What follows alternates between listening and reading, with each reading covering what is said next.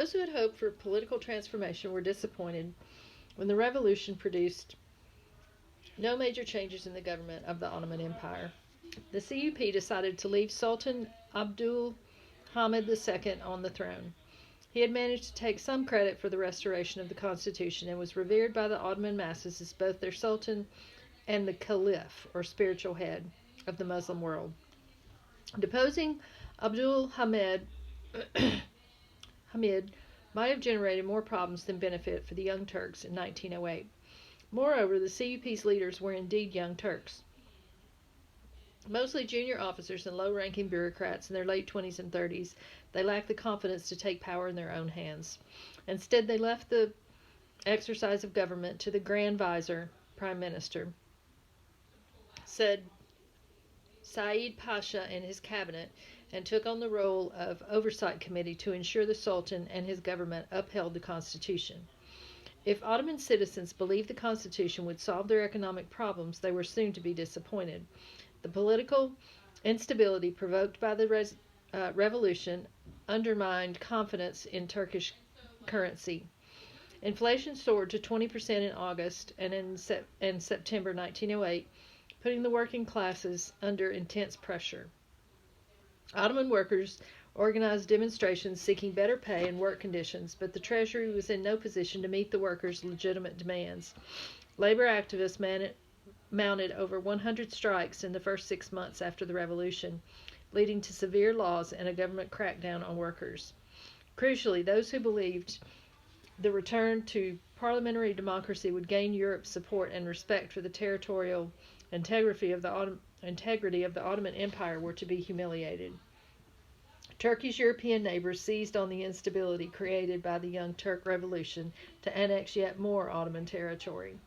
On October 5, 1908, former Ottoman province of Bulgaria declared its independence. The following day, the Austro-Hungarian Habsburg Empire announced the annexation of the autonomous Ottoman provinces of Bosnia and Herzegovina. Also on October 6, Crete announced its union with Greece. Turkey's democratic turn had not won it more support from the European powers, instead rendered the empire more vulnerable. The Young Turks sought to regain control over the revolution through the Ottoman parliament.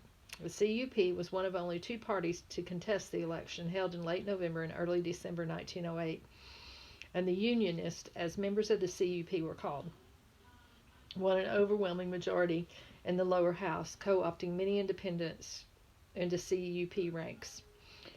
On December 17th, the Sultan opened the first session of Parliament with a speech that asserted his commitment to the Constitution. The leaders of both the elected lower chamber and the appointed upper chamber replied to the Sultan's speech, praising Abdul Hamid for the wisdom he showed in restoring constitutional government. The exchange created the illusion of harmony between the Sultan and the CUP. Yet absolute monarchs do not change overnight, and Abdul Hamid, unreconciled to constitutional constraints on his powers or parliamentary scrutiny, bided his time for the first opportunity to dispense with the Young Turks.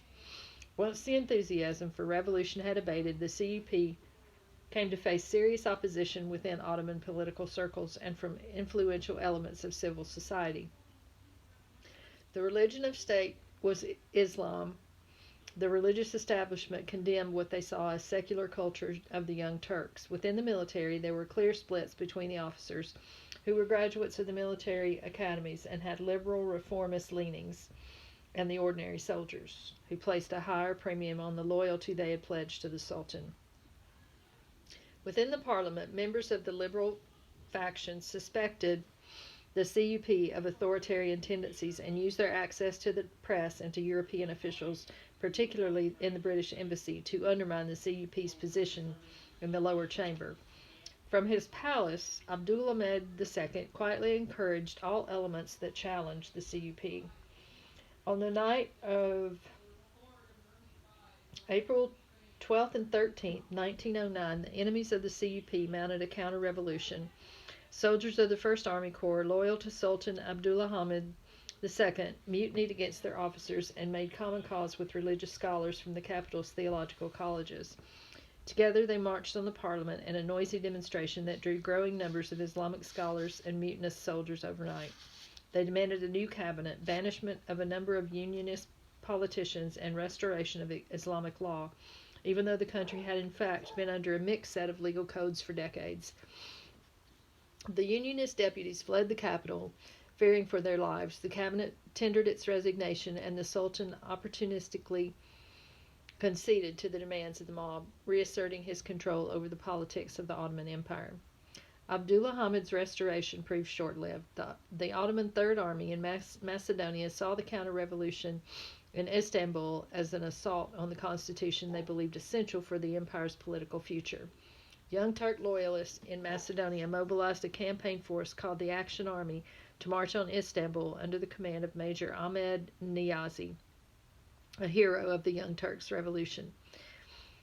This relief force set out from Salonika for the imperial capital on April 17th. In the early morning hours of the 24th of April, the Action Army occupied Istanbul, suppressed the revolt with little opposition, and imposed martial law.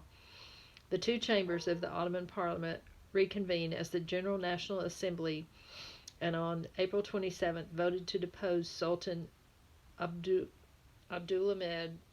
II and install his younger brother, Mehmed Resad, as Sultan Mehmed V. With the return of the CUP to power, the counter-revolution was decisively defeated, all within 2 weeks. The counter-revolution exposed deep divisions within Ottoman society, none more dangerous than the Turkish-Armenian antagonism. Immediately after the Action Army restored the CUP to power in Istanbul, Muslim crowds massacred thousands of Armenians in the southeastern city of Adana. The roots of the pogrom dated back to the 1870s. In the course of the First World War, that hostility would metastasize into the first genocide of the 20th century. In 1909, many Ottoman Turks suspected the Armenians of being a minority community with nationalist agenda, intent on seceding from the empire. Comprising a distinct ethnic group with its own language and Christian liturgy, and centuries of command organizations under the Ottomans as a distinct millet or faith community. The Armenians had all the prerequisites for a 19th century nationalist movement, bar one, they were not concentrated in one geographic area. As a people, they were dispersed between the Russian and Ottoman empires and within Ottoman domains across eastern Anatolia and Mediterranean coastal regions, and the main trading cities of the empire. The largest concentration of Armenians resided in the capital city of Istanbul.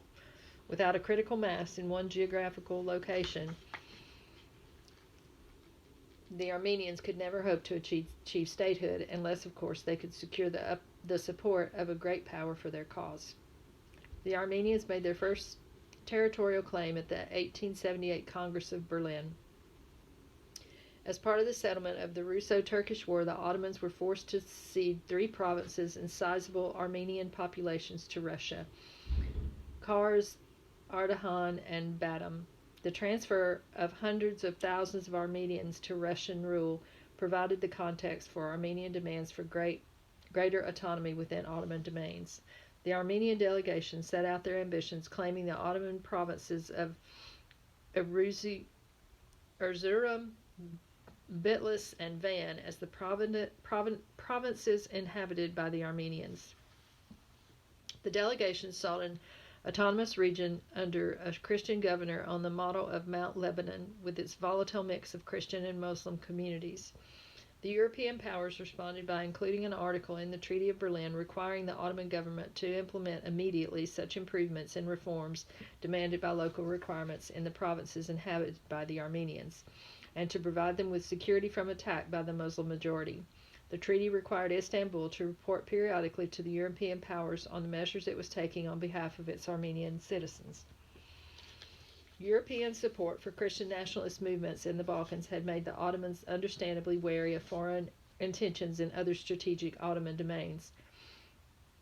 The new status accorded by the Treaty of Berlin to Armenian communal aspirations in the Turkish heartlands of Anatolia posed a distinct threat to the Ottoman Empire. Having just surrendered the three provinces of Kars, Ardahan, and Batum to Russia as a war indemnity, the Ottomans could not contemplate ceding further territory in eastern Anatolia.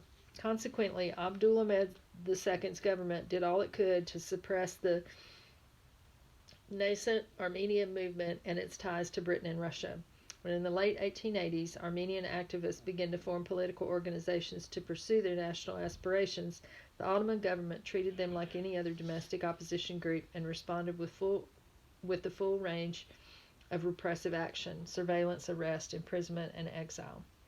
Two distinct Armenian nationalist societies emerged at the end of the 19th century.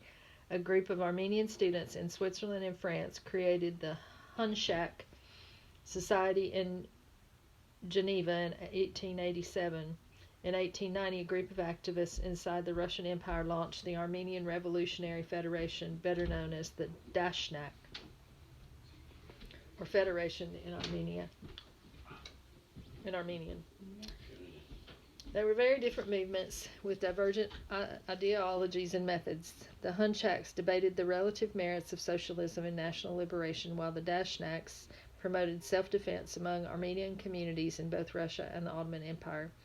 Both societies espoused the use of violence to achieve Armenian political aims. They saw themselves as freedom fighters, but the Ottomans branded them terrorists.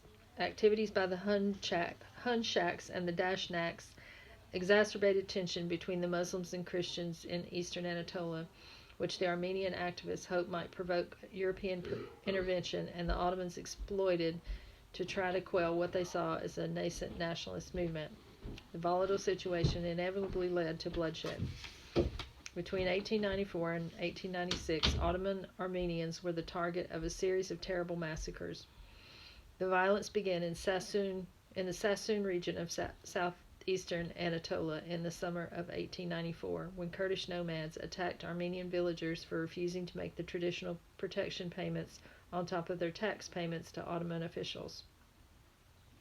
Armenian activists took up the cause of the overtaxed Armenian peasants and encouraged their revolt. British traveler and businessman H.F.B. Lynch, who journeyed through the Sassoon region on the eve of the massacres, described the Armenian agitators.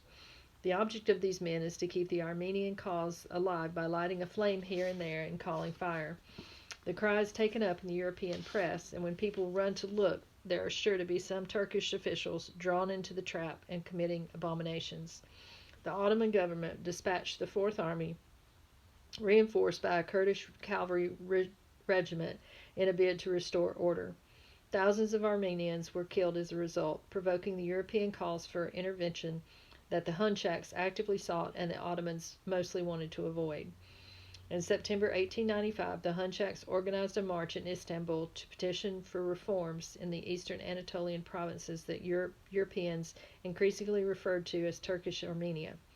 They gave both the Ottoman government and all foreign embassies 48 hours advance notice and set out their demands, including the appointment of a Christian governor general to oversee reforms in eastern Anatolia and the right of Armenian villagers to bear arms to protect themselves against their well-armed Kurdish neighbors. The Ottomans surrounded the Sublime Porte, the walled compound housing the offices of the Ottoman Prime Minister and his cabinet, with a police cordon to drive back the crowd of Armenian protesters. A policeman was killed in the melee, setting off a riot in which a hostile Muslim crowd turned on the Armenians. 60 protesters were killed outside of the port alone. The European powers protested the killing of peaceful demonstrators. Faced with mounting international pressure, Sultan Abdulhamid issued a decree on October 17th promising reforms in the 6 provinces of eastern Anatolia with Armenian populations: Erzurum, Van, Bitlis, Diyarbakir, Harput, and Sivas. The Sultan's reform decree served only to heighten the fears of Ottoman Muslims in the 6 provinces. They saw the measure as a prelude to Armenian independence in eastern Anatolia, which would force the Muslim majority to either live under Christian authority or to abandon their homes and villages and resettle in Muslim lands. as thousands of Muslims from Crimea, the Caucasus, and the Balkans had already been forced to do when the Ottomans had relinquished those lands to Christian rule. Ottoman officials did little to dispel these fears, and with days of the Sultan's decree, a new and far more lethal wave of massacres swept the towns and villages of central and eastern Anatolia. By February 1896, American missionaries estimated no fewer than 37,000 Armenians had been killed and 300,000 left homeless. Other estimates put the casualty figures between 100,000 and 300,000 Armenian dead and wounded.